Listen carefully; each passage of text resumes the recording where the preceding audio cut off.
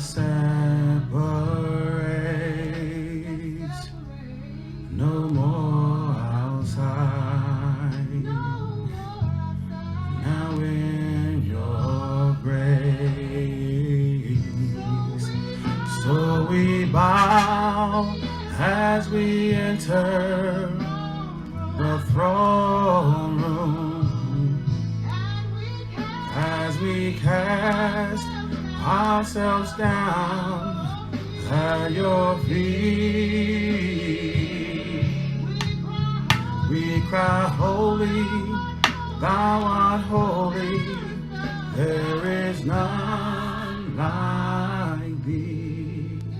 In your presence is where we must be. Prepare our hearts for service now. When we fall short, please show us how. Guide us with your truth, Ancient of Days, and renew our hearts and cleanse our ways. So we bow as we enter the throne room, as we cast ourselves down at your feet. We cry, holy, thou art holy, there is none like thee. In your presence is where we must be. So we bow as we enter the throne room, as we cast ourselves down at your feet. We cry, holy, thou art holy, there is none like thee. In your presence is where we must be. In your presence, Lord, in your presence, Lord, in your presence, Lord, where we must be.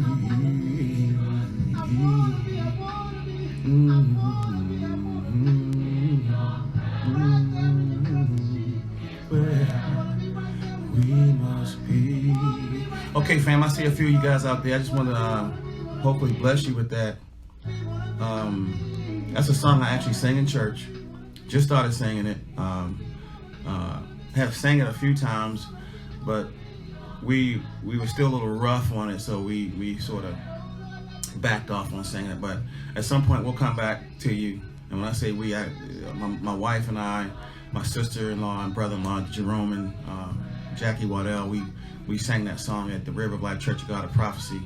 And I'll tell you the story behind it real quick. I was riding with my wife one day, and she was playing it in her car. And I want to say we were going to church. And okay, hey Sean, I'm gonna give you something about that. Okay, man, you just said something. I'm gonna come back to that, but I gotta tell this story real quick. So I'm riding with my wife, and as you can see, it's a woman singing it. And we ride, and I say, well, I like that song. Who sings that? And she said, Shekinah Glory. Okay. I said, I like that song, right? So I hit the rewind button, played it again, and it really ministered to me. And then I started, really asking about the song. And my sister-in-law Jackie told me the explanation behind it. And she said, I don't want to really, I'm going to paraphrase it because I don't want to really get it mixed up. And I really can't wait to introduce you guys to Jackie and Jerome. And we call him Pete. But Jackie said, yeah, Mike, there was a time when people couldn't, it was like they couldn't they couldn't, like when you went into I guess an altar or something like that, there was a veil that you had to stand between you, that was between you and the altar. And then once Jesus came and died on the cross, then that veil was torn down, the throne room, okay? And you could come, now you can not only come into the room, but you could, the veil was gone now, and you could, and I hope I'm not butchering this up, because again, I'm still a baby in my spiritual knowledge, if you will, biblical knowledge. And that's one thing God has said that I would need to do, is prepare myself, educate myself more and biblically. So I really hope I didn't butcher that story up, or situation in the Bible. But that was the understanding I got, that before Christ there was this veil, that literally a veil, like some kind of cloth or something, and then the veil was torn down. And I probably shouldn't even have attempted to tell you this, but what I want you to see is the evolution of me. I shared yesterday some very, very personal stuff yesterday. If you hadn't had a chance to go back and watch it. In fact, I didn't realize that I went so long, to be honest. I looked at that video. It was an hour and a half I went. But it was so important that I had to do that. And I knew when the time was right, I would do it. And yesterday was the day. And, I took an hour and a half to go through that. So it's kind of hard to ask somebody to sit down for an hour and a half. Really, it is. I wouldn't do it, to be honest, to watch it. Unless, you just got nothing to do. And I mean, look at this. Look at where God is putting us right now. He's putting us in a position where some of us are having to, remain home, work from home. More and more people are working from home. Rather than sitting at home watching a whole bunch of news. And then let me tell you about that real quick. I'm not going to spend a lot of time on that, but don't spend so much time thinking about dying. And that's what you're going to be doing if you're watching a lot of this news about coronavirus. I don't even like to call it a name, because every time you call it, you give it power. I like my man, General Waddell. I think he calls it, I'm not going to even call it that. I call it CV, okay? I don't even like to put the words out, coronavirus, okay? So when you hear me say CV, that's what I'm referring to. But, rather than sitting at home all day long watching, news about the CV, I mean, really what you will do, you will drive yourself into a state of hysteria, and you will drive yourself into a state of fear. And what will happen here is you will become paralyzed. So you're already home, you can't go anywhere. You're sitting in front of a TV watching news all day long about CV, and you're literally paralyzed, and you're literally sitting there like paralyzed. So don't do that. So I'm trying to maybe offer some stuff that you can divert and your attention from, and maybe come to you maybe I'm not going to say I'm going to come to you on a daily basis. I may try to. You probably from now on will start hearing something from me on a daily basis.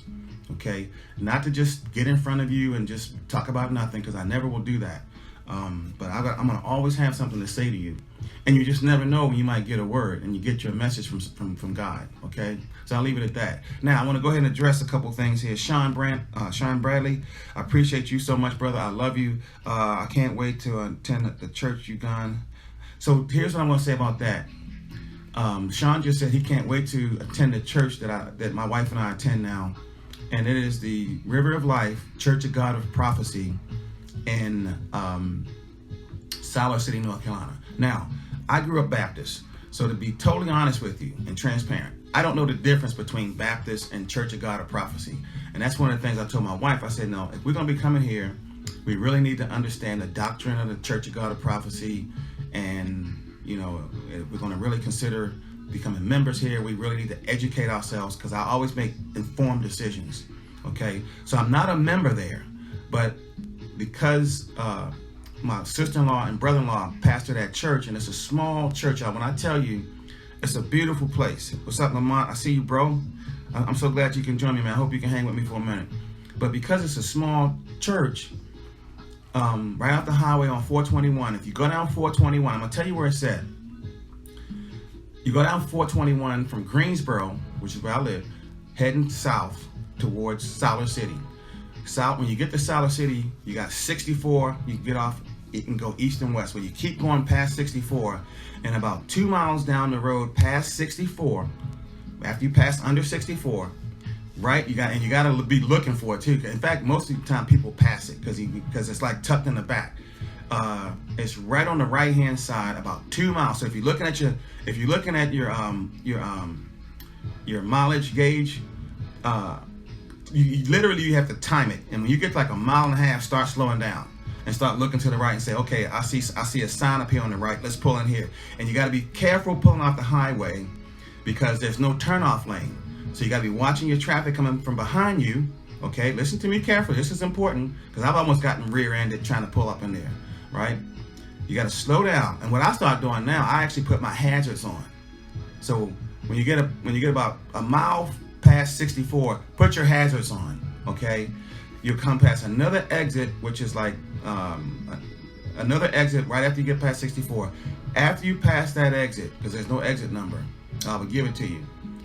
You put your hazards on and then start looking to your right. It's about another 1/2 mile to 1 mile on the left. on the right. Okay. Now, the reason I'm sharing that is because even though we're doing this whole, social distancing thing and people, no more than 10 people can congregate in an area. Right now, to be honest with you, you wouldn't have that to worry about at our church. Okay. Now that's gonna be for this short period, because I promise you that church is going to start growing. Okay, and the reason I say that is because we've just started a media ministry. So now you can watch the River of Life Church of God of Prophecy, the very church you're talking about, Sean. You can watch it on Sunday mornings at 11 o'clock. So here's what I want you to do, right? Well, don't do it right now because you'll leave me. All right, don't do it right now. Okay. But after I get off this video, go to the River of Life Church of God of Prophecy's Facebook page. You'll see it. In fact, I'll tag it in this in the comments in this video, so you can be able to just go right to it, and then you can you can follow us, and then you'll see the services on Sunday morning. You don't even I'm not gonna say you don't have to come because we always welcome you, but even if you can't come, because it's a little distance from Greensboro, 45-50 minutes to be exact. But you can catch us on the internet. Okay, so here's what I want you to do next. I want you to hear me for a few minutes. I'm not going to be long. I got a few things I want to cover today. Wasn't anything specific I wanted to come to you today with. I like to really just let God speak to me and inspire me about what to talk about and speak about, and then I'll write down some memory joggers, and then I'll just go. Okay. So first of all, I want to do this part. So Lamont and Sean, I got some stuff for you guys, man. I got some stuff that God gave me this morning, okay? And it's powerful. And I can't wait to see and talk to you guys. And what we're going to do, we're going to call a meeting here soon, okay? And it might just have to be a video conferencing meeting with all of this social distancing stuff. And I'll be honest with you, man. I am really being careful, especially in lieu of my health condition, about who I'm around and what I do. I mean, I'm extra careful, okay? I don't think I have any higher risk or anything, but, just to be safe, because I do go to dialysis 3 days a week, and there are other patients that are not quite as, how should I say, don't appear to be quite as healthy as I am and I feel, okay? All in all, y'all, I'm gonna be honest. And I told my wife this last night. It was fun. It is kind of funny. All in all, I don't feel sick. The only thing is I have to go to dialysis 3 days a week. I'm not sluggish or tired, or I don't get ill. I just don't feel any different. Okay. Here's the thing. I almost say, I wonder if God has given me restoration of my kidney. I need to maybe get them checked out again, but that's a whole other story. But I don't feel sick. I feel great. Still waiting on the transplant. Still waiting on the donor. Still hoping that we get some good news from my potential donor. I don't want to call his name because I think that's a very personal thing. If he wants me to put that out, I'll put it out. But until he says, Mike, I don't mind if you mention my name in reference to being a potential donor for you, then I'll start telling you who that is. But I do have a potential donor. He's going through some testing right now, and hopefully I'll be coming to you one day real soon and saying, hey y'all, I got some real good news for y'all today. Hopefully y'all will see that video, and we'll be singing hallelujah. Not even hopefully. I know that day's coming. But what I'm getting to is, I told my wife yesterday, I said, you know what? I don't even think about my kidney anymore. I don't even think about my kidney transplant anymore. I think about it, don't get me wrong, but it's not like at the forefront of my thinking anymore. Okay, it's like really, not a second thought or anything, but it's something that God has taken my attention off of, and it's when the last person that, I'm not going to get into that, but it's when the last attempt to get a donor didn't work out. I'll put it like that. And I cried out. I said, Lord, help me understand this. Help me understand. Just help me understand this. And here's the thing, y'all. If you really want something, all you have to do is ask. You know, the Bible says you have not because you ask not. So if you really want something, just ask God. So I said, God, what I need you to help me understand this. Because right now I don't understand what I'm going through. And then what he said was, Michael, I got you. This is his exact words. He says, I got you. I got you. I got you. I don't want you to think about you anymore. I don't want you to think about that kidney situation. I don't even want you to think about it. Now, you got to still go through the motions. You got to go to dialysis 3 days a week. But I don't want you to think about it. And even when I go to dialysis, I don't even think about going to dialysis. I just do it. It's like going through the motions. And I've even turned it into something now where I utilize that time to collect my thoughts. And I jot down I jot down things that come to me. I write in my chair now. I'm on social media a little bit while I'm sitting there. So I utilize that time very effectively now. But he said, I don't want you thinking about yourself. What I want you to do, I want you to think about other people. I want you to focus on other people. You focus on other people, and I'll take care of you. So I don't even think about the whole kidney thing. I do think about it, but I don't think about it like I used to. Now, as I go on, I want to send a shout out to, he's not here anymore, but for some reason he was on my spirit this morning, my Uncle Larry. And that's why I did that little song a minute ago, because I sang that song in church. And to be honest with you, I had gotten away from singing in church. You know, I grew up singing in church. And, you know, when you get, young adult, I just got away from singing in church. I would sing in the shower and stuff like that, but I wouldn't sing in public. I wouldn't sing in church, certainly. And then it wasn't until my wife and I started going to River of Life Church of God of Prophecy that my sister, and I had already said, God had already put it on my spirit, when you go down there, I want you to, this is where I want to park you for a minute. This is what he said. He said, I want to park you here for a minute. I don't know how long I'll be parked there, okay? Maybe for 15 years, or I could be parked there for 15 more months and then have to go somewhere else. But for now, he parked me there, okay? I'm going to park you here for a minute. And when I park you here, when you go in here, whatever she asked you to do, you do it, right? So watch this, check this out. First thing my sister-in-law asked, can you all help us sing? I said, yes. I didn't even hesitate. Yep. What do you want us to sing?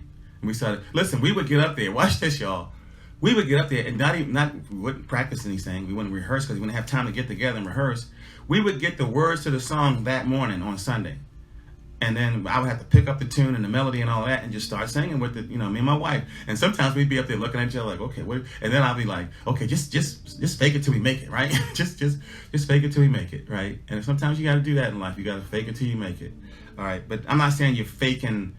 I shouldn't have. Don't take that the wrong way. I don't want to say we were faking our praise and worship, but I was saying sometimes we wouldn't even know I wouldn't even know the words, but I would just act like I'd be looking over there at Pete, watching him, looking at his mouth, and I'd be like, trying to make sure I'm saying the right words. So I don't want y'all to take that the wrong way, because you do not want to go to church and fake it till you make it. No, you want to go to church with sincerity, an open heart, and let the Lord speak to you. Now, next, I want to introduce you guys to somebody. And I think it's very important. So here's what I'm going to do. I'm going to introduce you guys to somebody, and then I'm going to get to my topic of what's in a name, and it's not going to take very long, okay? I'm going to introduce you to one of my best friends in life when he was here, and he still is my best friend. And I got to be careful here because I'll get emotional over this. I miss him so much. But my man Al Wellington, y'all hear me talk about Al a lot, okay? This is Al Wellington, okay? Can you guys see him? All right, so this is Al Wellington. Al was a bad brother, man, I'm telling you. And I miss him so much. I learned so much from him. I spent the last 10 years of his life with him. Before my wife and I got married, I lived in Winston-Salem. I had a home over there, and I called it Peace Haven. I was working in Florida. Al got into some serious struggles in life with I'm not even gonna get into what he got in struggles with. Like, it wasn't nothing like drugs or anything, but he had lost his company essentially. Essentially, it was a hostile takeover of his company that he helped co-found, and it really tore him up. And I remember one day he called me. I was in Lake City, Florida. I was walking across the tarmac, and I was a business planner down there for a company, aircraft maintenance company. And I never forget, I was walking across the tarmac, and my phone rang. And normally when Al would greet me, he would always say, "Brother Mike," "Brother Mike," And it wasn't like he was a Muslim or anything, but he would just always refer to me as Brother Mike, okay? But this day, he called me and he said, "Brother Mike." And I heard something totally different in his voice. And I stopped in my tracks. I literally stopped in my tracks on the tarmac. And I stopped and I said, "Al, what's up?" He said, "Brother Mike," like that. I said, "Man, what's going on, man? What's wrong? What's up?" He said, "Man, I need you." That's what he said. He said it just like that. He said, "Man, I need you. I need you, man." I said, "What's going on, Al?" He said, "Man, I'm going crazy up here, man. They took my company car from me, and they messing with my money, and I'm fighting with this, this basically it was an investor that had put a bunch of money into his company. Now, sometimes when that you do that, you sort of relinquish control, and the investor really wanted to sort of have his money watched more carefully, and there was a large sum of money that was in the business he had put in, and I guess essentially, he brought his own man in to sort of run the company. So even though Al had co-founded the company, because this investor had put a large sum of money in and owned, controlling interest, if you will, he could put his own people in. And now, even though Al co-founded the company, you can start a company and then lose control of it because you have somebody put a bunch of money in and you gave them controlling interest. Okay, and then they like, okay, you don't need that company car anymore. Instead of this, you want to get that, and manufacture your cell phone. You don't really need it. So it was just a long story. So here's what I told him. I said, "Al, here's what I want you to do, man. I want you to listen to me real careful." And see, up until that point, Al's and I's relationship was that he was like a big brother to me. Okay, and I was like a little brother. And in fact, when we first met each other, we were like, man, we instantly clicked, right? And he was like, "Yeah, you like the little brother, man, I never had, And he's like, ever since we lost Ken, man, Ken Bridges, y'all Google him. Y'all Google Al Wellington. He's out there on the internet. He's done some bad stuff in his life, man." And he said, "Yeah, ever since we lost Ken, man, I just haven't had anybody as close to me as Ken. And then now I have you." And so, we were talking, and I said, "Al," in that moment when he called me, the relationship shifted, and I became the big brother, and he was this hurt younger brother. And I said, "Al," I said, "I want you to listen to me very carefully." And I started talking to him just like this. I said, "I want you to pack a bag, and I want you to do exactly what I tell you to do." I said, "I want you to pack a bag, okay?" Because I knew he was an emotional wreck, and I was like, man, my man is like, he's going through something, right? He's going through, right? I said, "I want you to pack a bag, get in your car." He was up there in New Jersey. I said, "Get on the New Jersey Turnpike and you start heading south, 95 south. And the only time you stop is to get gas and you get something to eat. And if you get tired, you get on 85 and you get to Greensboro and you take I-40 west and you go to Winston-Salem and you get off." And watch this, y'all. Y'all wonder where I come up with the name Peace Haven. You take 40 west, okay, and to 421, and as soon as you get on 421, one of the first exits, you got Jonestown Road, I think was the first one. The second exit is going to be Peace Haven Road. Get off at Peace Haven Road and go to Faith House. I called my home over in Winston that I lived in by myself. And I wasn't even living in it. I was living in Florida. I'd come home every other week and stuff like that, but it was a bad house. I kept it laid. It was laid out. I mean, I'm serious. It was a beautiful place. And and it was not only just beautiful physically, but I had anointed it, if you will, with love based on how I got it. And the reason I named it Faith House is because I got that house purely on faith. Literally, purely on faith. And I named it Faith House. I won't talk too much about Faith House. I'll tell you about Faith House one day. I said, you get to Faith House, Larry. You get to Faith House, Al. Think about my Uncle Larry. I'm going to come back to my Uncle Larry. I think I thought I'd already covered him. But you get to Faith House, okay? And when you get to Faith House, you go in and listen to this. Y'all going to get a kick out of this, especially certain people. You go to the Janelle room, which was a sunroom I named after my play mother, Janelle Whitfield. And the reason I named it after Janelle Whitfield, that room, because when she first came over, her and Pops came over to the house, she loved that room. And I said, okay, Mom, I'm going to name this room after you. So at Faith House, the sunroom, which was just this huge sunroom with windows that went from the ceiling to the floor, and I didn't put any curtains in it. So when we went in the sunroom, my neighbors could see me walking around in there. They had these two giant sunlights. The house was built by a contractor. He had built it for himself. So he threw all kind of extra amenities in it. These giant sunlights that would, let all the sunlight in. And when you went in there, it was just bright and warm. And I had this couch that my wife now, but we weren't married at the time, had given me. Because when I moved into the house, I didn't have a stitch, literally zero furniture. I'm talking no furniture. My first bedroom was my walk-in closet to the master bedroom, because it was a huge walk-in closet. And I couldn't afford to heat the whole house. So what I did, I turned the heat off. This is a true story, y'all. I turned the heat off, and I got a little space heater and went into this walk-in closet and got an air mattress. And I would sleep on the floor on this air mattress with this little space heater, and it kept the walk-in closet warm. And that was my room. That's where I lived. Okay, and it's a huge house, right? Because I couldn't afford to heat the house. Okay, I got the house purely on faith. Okay, I had come up with some money to put a down payment on it, but even with that, I had to scramble for that.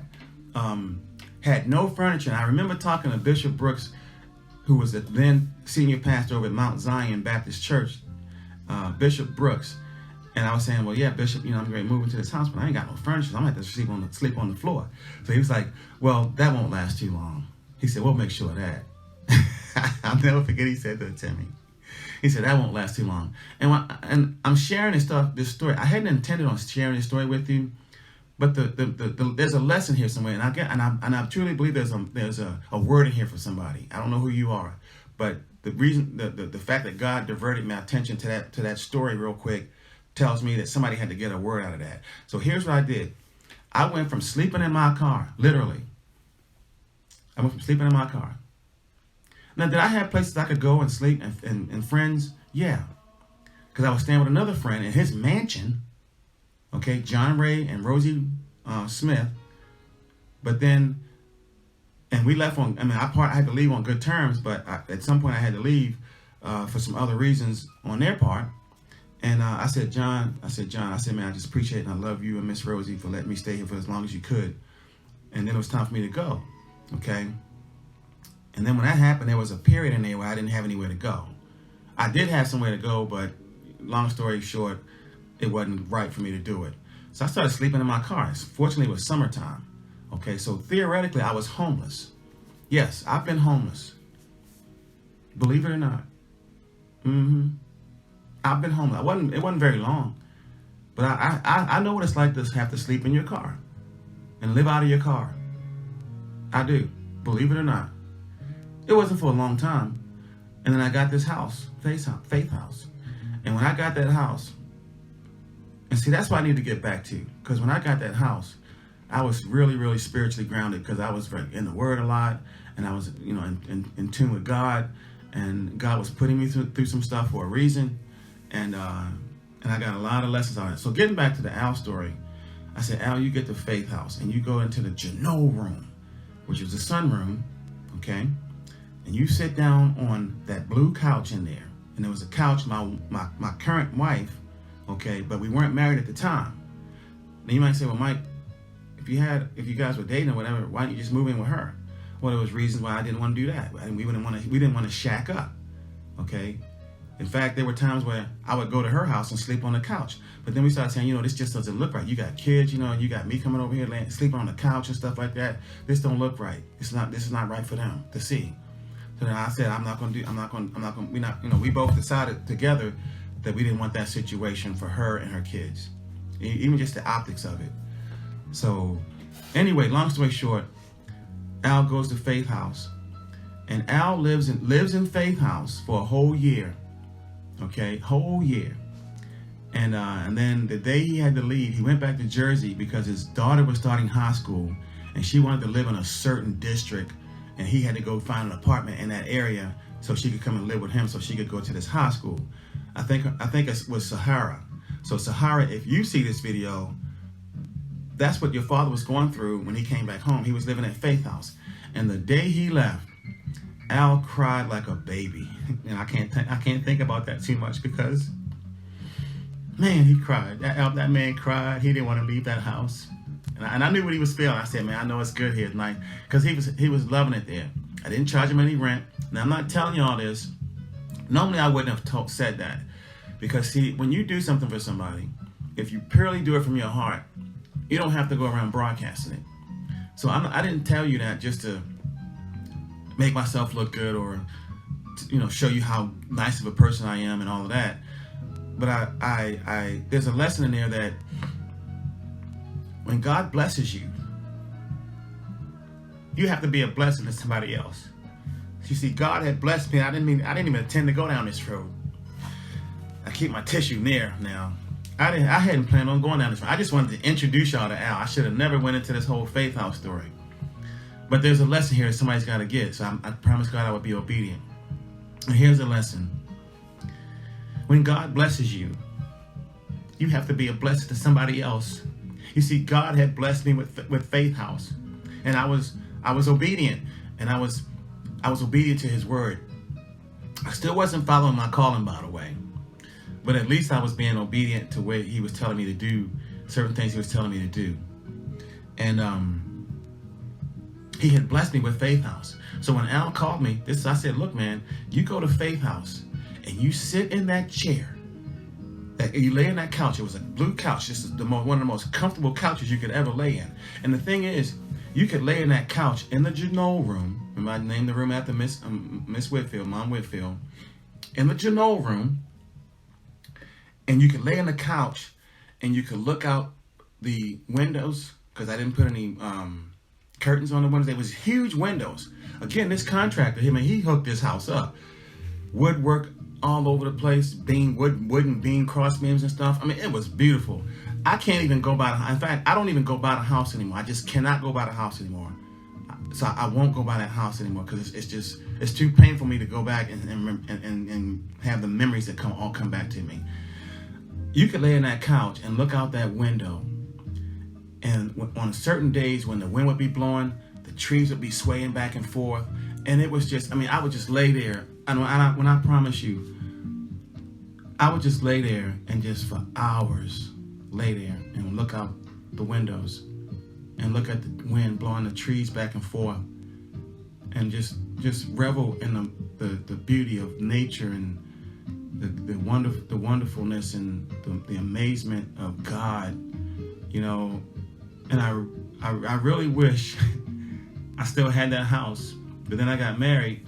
And my wife wanted me to sell it, and I resisted. I think I held out for like 2 years, and then we had some tenants in there that like trashing the place and stuff. I said, I'm not gonna sit here and watch Faith House be treated like this. And sometimes you gotta know when to let something go. So the only thing I had prayed,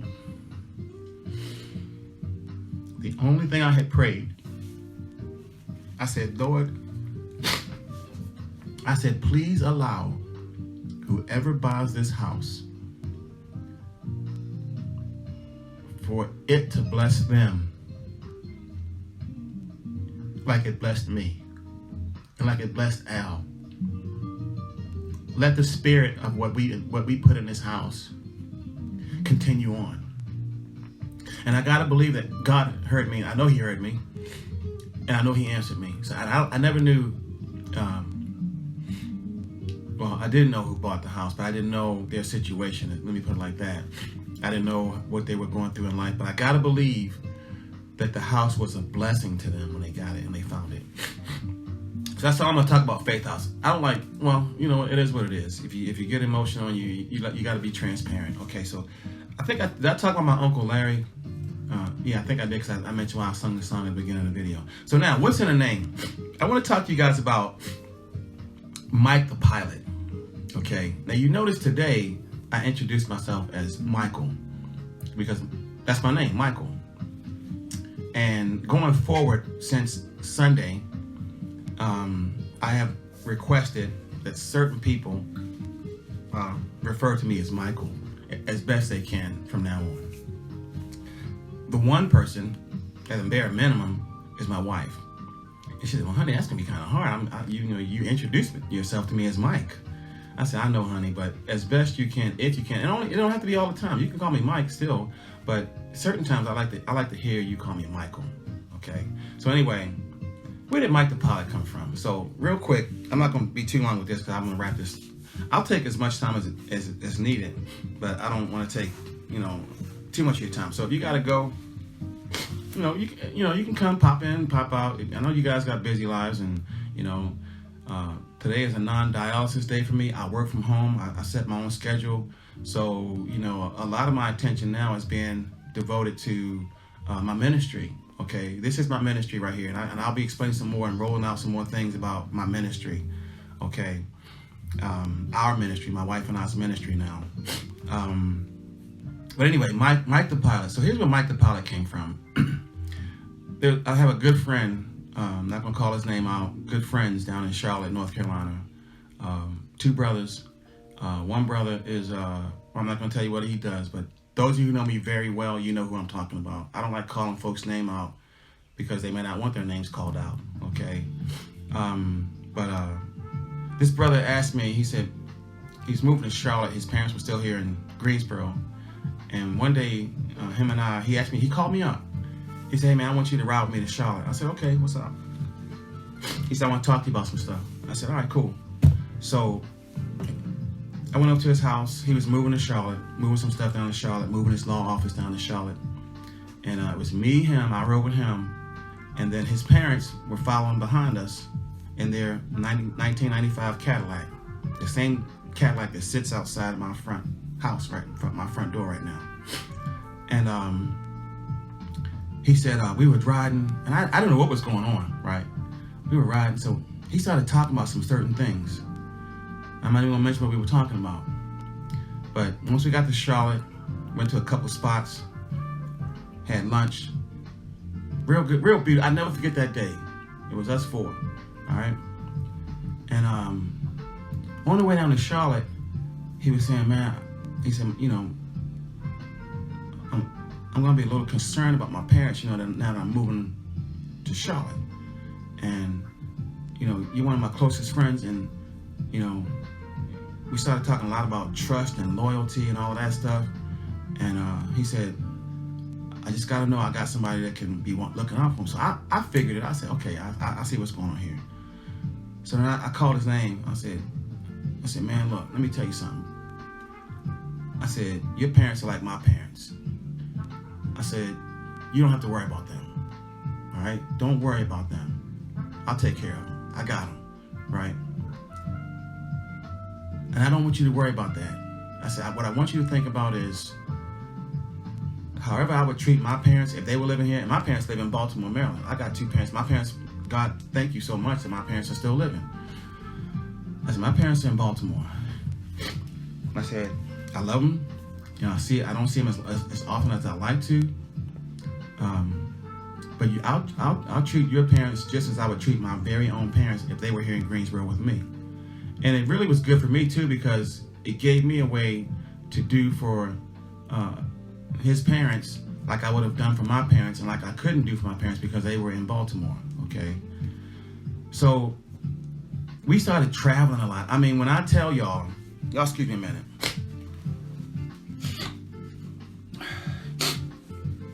When I tell y'all, we used to travel, we've traveled thousands and thousands of hours or miles. we've spent thousands or at least hundreds and hundreds of hours together traveling. I got to hear stories about them, their children, the two brothers. I mean, I truly believe, to be honest with you, I truly believe I've heard some stuff from them, from I was almost called his name, from my partner's parents that I know a lot of people don't know. And I know if they do know, only a handful of people know. And I truly believe I know some stuff that they don't even know. Okay? So anyway, his father, Pops, we call him Pops, right? Mom and Pops, right? Pops used to always sit in the front with me. So Pops was like my co-pilot. Okay? Yeah, I'm a pilot, right? So whenever we would go somewhere, Pops would say, how you been flying lately? Yeah, And then especially if it was a beautiful day, he would say, it's a beautiful day to be flying today, isn't it, Mike? And let me tell you about Pops. Pops was a cool brother. I'm telling you, he's not here anymore. I miss him so much. Pops is one of the smoothest brothers I ever met. I'm telling you, he was so smooth. Let me tell you how smooth Pops was. Now, Pops was in his, late 70s, early 80s. When we first started traveling, Pops was in his late 70s, I believe, because we traveled together for almost 10 years too, together. For 10 years, we traveled, different places, ball games, funerals, family reunions, you name it, cookouts, graduations, you name it, we went to it. And it's nothing like a road trip, y'all. You get to know a person real well when you're on the road and y'all just talking and you got some music going, you enjoying the scenery, and especially if it's a beautiful day. Pops was so smooth. We have walked into certain places and restaurants and stuff like that. They used to like to go to K&W restaurant, right? We have walked into places and young women would be coming up to Pops flirting. I'll be like, man, check out Pops, right? He was so smooth, I'm telling you. That was a smooth brother, right? So Pops would just talk to me and we would talk about things. So one day we went to this family reunion and it was on Pop's side of the family. I'm not going to tell y'all where it was at. We go to this family reunion down in the country, right? And my wife couldn't go that weekend. So it was just me, Mom, and Pops. And we go to Pop's side of the family reunion. And we went down there all weekend, right? So I'm just chilling, right? I'm just like, I'm just hanging out with my parents, my play parents, get to meet some new people, get to meet his side of the family, get to see where he came from. And it was beautiful. I loved it. Get to see where he grew up and that whole thing. And we get down there. So, it was, I never forget the first day we got down there Friday, his sister-in-law, who's no longer here anymore either, had a dinner spread waiting for us. And when we rolled up to the house, and she had called Mom and said, well, y'all, how close are y'all, right? And she would talk, Mom was talking to her. When we got to the house, this lady literally said this. She opened and said, y'all, get in this house so we can eat. It was so funny. And we walked up in there and she had a spread laid out. And we sat down. And here's the thing I remember the most. Riding down the country road before we got to her house, I had this sudden desire for some muscadines. I was like, man, I would sure love to have some good muscadine grapes, because my mother used to still does like muscadines, right? And when we would come to the country, we'd get these muscadine grapes, right? And so we ride down the road, we pull up in the yard, and what do I see? This beautiful, beautiful grapevine of just these gorgeous muscadines, right?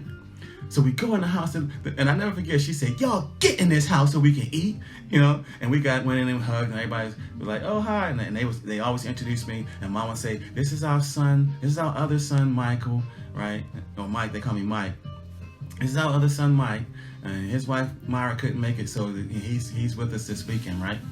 So we sit down and eat, and then I mentioned the muscadines, right? I said, I would sure love if I could go out there and get some of those muscadines. And the lady went back in the back room, came out with this giant, this gallon bag, Ziploc bag of muscadines. I was like, that's what I'm talking about, boy. I was so happy. She gave me that bag of muscadines, right? So anyway, I'm gonna get to the point. So Saturday we do this. I forget what we did. It was a family reunion, okay, and it was in a reception hall somewhere, okay. Sunday we go to church. So now Sunday, me, mom, and pops, we go to church, and all the family are coming in. And when we get inside the foyer of the church, mom and pops are very popular. Pops is no longer here, but very popular. People coming up to him, hey, how you all doing? Hugging and stuff. And whenever people would come up and greet them, they would always say, this is our son Michael, or Mike, right? And I would say, hi, how you doing? In fact, some aunt almost tried to marry me to her daughter that week, and she's like, are you married? I was like, yeah, I'm married, ma'am. She's like, okay, because my daughter right here is looking for a husband. I was like, well, I ain't the one, right? So anyway, this one guy walked up, and he hugged Pops and he hugged Mom, and then Mom said, this is our son Mike. So he looked at me, he says, oh yeah, you're Mike the chauffeur. That's what he said, right? And it don't bother me. I know who I am. So here's a lesson in that. It doesn't matter what people call you. What matters is what you answer to. So I was like, yeah, I'm Mike, yeah, like that, right? But it was the way he said, he's like, oh yeah, you're Mike the chauffeur. So here's the lesson. And I'm gonna repeat it again. Don't ever let somebody tell you who you are. You tell them who you are, right? So it didn't really bother me. And it really did, because I know who I am, And as a matter of fact, even if I was a chauffeur, what's wrong with being a chauffeur? Nothing. So that wouldn't even have bothered me. So the fact that he thought I was a chauffeur did not bother me, even though I wasn't a chauffeur. Because even if I was, again, there would be nothing wrong with being a chauffeur. So I just said, nah, I'm not a chauffeur, but I do take him around. So I guess I was a chauffeur to him, right? So Pops got livid. I mean, he was like, man, it's like somebody he went off. He said, Mike the chauffeur. This is where Mike the pilot comes from. He said, Mike the chauffeur. This is Pops. I'm not gonna call his last name. Those of you who know me and know us real well, this is where I get Mike the pilot from. I got it from Pops. He said, that's not Mike the chauffeur. That's Mike the pilot. Like that. And then the guy was like, well, I'm sorry, And I said, no. I said, and I had to say this. I said, Pops, it's not that serious, man. I said, it's cool. I had to calm Pops down right there in the church. Pops like, that's not Mike the chauffeur. That's Mike the pilot. Like that. So then we go into the church, have service, go home, and I was in a hotel. We were in a hotel, and I got to thinking about that thing. I said, you know what? Pops is right. Don't let people tell you who you are. You tell people who you are. So that's when I came up with the tagline, Mike the Pilot. And from that day forward, I started referring to myself as Mike the Pilot. Like Alexander the Great and Conan the Barbarian and all that. I'm Mike the Pilot. You tell people who you are. So here's the lesson. First of all, you have to know who you are. Number one. Number two, you never let people tell you who you are. You tell them who you are. Okay? And number three, it doesn't matter what people call you. What matters is what you answer to. Did you get it? Write them down. Write them down. Okay? That's the lesson I wanted to bring. And I know there were some other lessons and messages that went out in the process. I hadn't really planned on talking about that whole faith house thing. So that was God. I know that was God, because I just wanted to introduce y'all to my man Al Wellington, because I always talk about Al a lot, and I wanted y'all to see and be able to put a face with the name. It's Al Wellington. Man, he was like my brother, man, and we even looked alike. I remember when I went to his memorial up in Jersey, and I stepped up in the room, and people thought Al Wellington had stepped up in there. Yeah, I want to make sure I didn't call my other brother's name. All right. So yeah, that was that. So listen, y'all, I'm cool. I'm gonna roll out. Just holler at some people, whoever's watching. I see 5 people watching. My nose sat here and ran the whole time talking about Faith House. All right, so it is what it is. I'm not ashamed. I'm transparent. Sometimes you gotta let the people see you, man, for who you are. I mean, really, just not that I wasn't transparent before, because I've always been transparent when I come to you guys. But sometimes you gotta be ugly. You gotta look ugly. You gotta get ugly for God, And my wife was talking about that last night. sometimes you just have to get ugly for God, you know. I want y'all to check out the River of Life Church of God of Prophecies Facebook page. Go to it, please, and you'll be blessed. I'm telling you. If you get a chance and you can come, it is a small church, so far we are still having services. As best I know right now, I haven't gotten any word that we're going to suspend services until further notice. So we are still having Sunday morning services. I'd like to invite you to come. It's at 26 Harrison Price Road, Siler City, North Carolina. I'll put their Facebook page link in the comment section below, and I'll put their address. You're more than welcome to come. When you walk in that building, that church, that sanctuary, you will feel something. You will feel a spirit of love there. And it's so much love in that building, so much love in that church, that my sister and my brother-in-law have poured themselves into that church since they've taken it on as the pastoral leaders. And their son, General Waddell, is now back home. He had been on the road for a little while. And I remember when General was in Salisbury, North Carolina, I prayed one day. I said, Lord, bring General home. Bring General home. Because I knew there was some work that we all had to get done here, and we needed General here with us. And there's going to be a lot of stuff coming out of that church, y'all. I'm telling y'all. Y'all gonna mark my word. Y'all going to say, God, I'm going to say God willing. And we're going to work in accordance with God's will. And we're very, very receptive to what we feel God's will is for that church and the direction he's taken us. And we're very cognitive of what God is telling us, okay? So we're not just there, doing our own thing and, John Wayne in it, but we're listening to God, listening to God's direction. I'm there now. I've gone through my complete transformation that was completed Sunday, which was started in 1988. Took 32 years. My wife even looked at me last night and was like, yeah, it took 32 years for you to get here, right? I was like, honey, better late than never, okay? But I'm there. I'm working in the media ministry. I'm working under General Waddell, as he's a minister of the media ministry. And I'm working under him. I don't have a problem with following. I said, sometimes, honey, you got to lead from behind. I know I'm very well trained in leadership. And I do know that sometimes, you have to lead from behind. So I'm giving everything I got. I want to share this with you before I leave. One of my favorite movies is The Godfather, the whole Godfather series, okay? I'm just I'm a mafioso kind of, I like the movies like that, Goodfellas, Casino, Godfather, of course, just about any Martin Scorsese movie. But anyway, one of my favorite movies of all time is the Godfather series. It's like 3 of them, I think. But Godfather 2. I think it's in Godfather 2. It's either in 1 or 2. But it's when Sonny gets killed. And when the movie, it is in 1, because when 1 first starts out, there is an undertaker. It's, real quick, it's Connie's wedding. They're at Connie's wedding, the girl, the daughter of the family. And the movie starts out like this: I believe in America. America is where I made my fortune. And it's this undertaker, basically asking a request from the Godfather. And then basically he wants the Godfather to make provisions and arrangements where his worker, who the undertaker's daughter had fallen in love with, to be able to stay in the country because they were going to deport him. So because the Godfather had political connections and everything, he made it happen where the worker could stay in the country.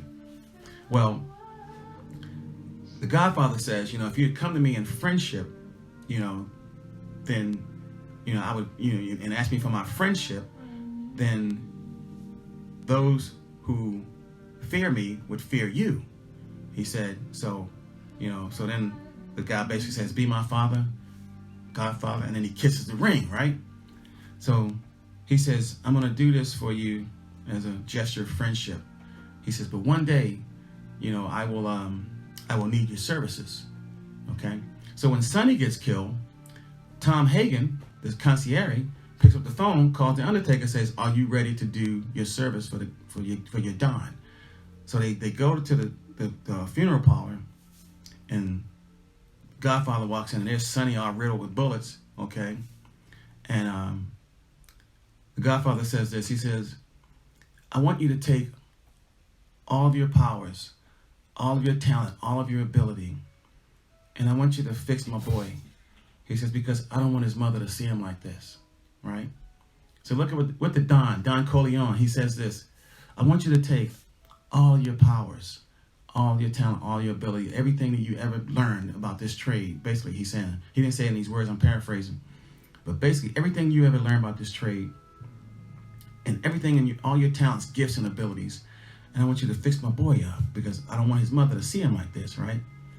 So that's sort of like what God did with me. He says, Michael, I want you to take all your talents, all your abilities, all your gifts, everything I gave you, and I want you to give it to me. I want you to serve me. I want you to help build up my kingdom on earth. Okay?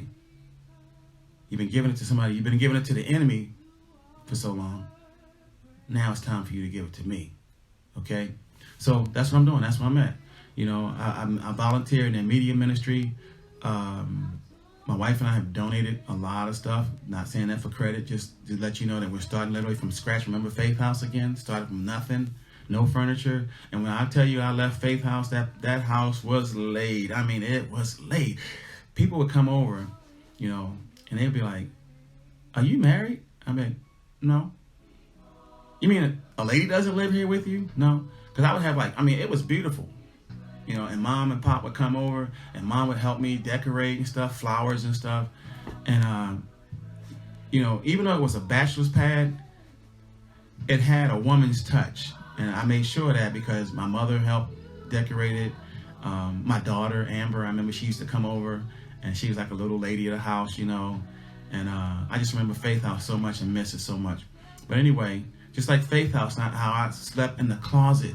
And I think I slept in the closet for like couple months, and then one day I never forget my good friend Cynthia Streeter, who is no longer living in High Point. She worked in High Point at a furniture store, and Furniture Market had just left. And she called me up. She says, Mike, get in your car and come down here right now. I said, what's going on, Cynthia? She says, you get out, get in your car. We got king size sleigh beds. We're giving them away for like $100. I said, and I didn't have no money. I didn't have $100. I said, Cynthia, the only money I got is to pay my mortgage. She said, and this is what she said. She said, well, you know, sometimes you got to do what you got to do, like that. Like, you know, the mortgage can wait. You need to get out here and get one of these beds, right? And I remember my first bed was a California king size, huge sleigh bed. And I went from there and just started putting different things. I remember Fred Barraquette. Some of y'all may know Fred Barraquette, former associate commissioner of the Atlantic Coast Conference here in Greensboro. He's one of my clients. He called me one day. He says, Mike, he said, look, we got this storage unit. We're storing our daughter's furniture in. Listen to this, y'all. This is how God will bless you. He said, I'm not paying no more for this storage unit, and I need to clear out this furniture. If you can get a truck, you can come and get all this furniture. I said, well, Fred, how much you want for it? He says, did I ask for a price? Did I ask for any money? Come and get this furniture. And when I tell you, I got some serious furniture. I got this one stone table, coffee table, weighed it was heavy, but it was like stone. Beautiful. But the point I'm making is, again, God started blessing me when I was faithful. I was faithful, and God started blessing me. And again, because I was blessed, I was able to bless other people. So there's the lesson in that. Sometimes your blessings will come by you blessing someone else. Don't always be focused on getting. Focus on giving. And when you give, you will get. Okay? If you don't have what you want in your life right now, I promise you it's one or two reasons. Because you are not loving ye one another. I'm going to come back. I actually had planned on coming to you with love ye one another. Obviously, that's going to be another topic now at some other day. But love you one another and give. That's the key to life, okay? So you take that to the bank and tell them Mike, the pilot, told you to cash that check, okay? Giving, all right? That's all I got, y'all. I'm going to roll out. I see some people. I'm going to holler. Shamika, I see you. Love you. Michelle, Catherine Jackson, J.R. Spencer, I ain't seen you in a while. Hope you're doing well, bro. Aretha, Thompson Matthews, hi. Dylan Go, how you doing? I see you, bro. James Brown, I see you, man. Yeah, you checking out them charter flight prices, man. Yeah, they're going to start going up. And then again, Lamont Brown, Linda Gross, Sean Bradley. I see y'all. I love y'all. Be well. All right, peace.